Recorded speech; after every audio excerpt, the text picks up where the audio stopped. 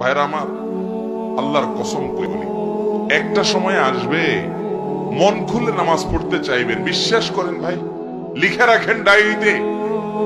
আপনাকে যদি আল্লাহ হায়াতে বাঁচিয়ে রাখেন, যুবক ভাইয়েরা, তরুণ ভাইয়েরা, একটা বয়স আসবে মনে চাইবে একটু রবকে মন খুলে সেজদা দেই, একটু লম্বা করে রুকু করি।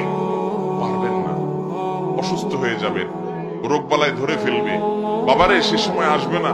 বৃদ্ধ মুরব্বীদেরকে, চাচাদেরকে জিজ্ঞাসা করেন, চাইলেও অজু ধরে রাখতে পারে না, নামাজ পড়তে পারে না, চাইলেও পারে না। একটা সময় আসবে চাইবেন, পারবেন না। নামাজটাকে সুন্দর করেন, সময় মতো পড়েন, অনেক রাকাত নামাজ পড়বেন, নফল নামাজ পড়বেন। এটার চেয়ে উত্তম হলো ফরজটা পড়লেন, মূল সুন্নত গুলাই পড়লেন, কিন্তু ধীরস্থিরতার সাথে পড়লেন। 10 রাকাত তাড়াহুড়ো করে পড়ার চাইতে 2 রাকাত আস্তে আস্তে পড়া অনেক বেশি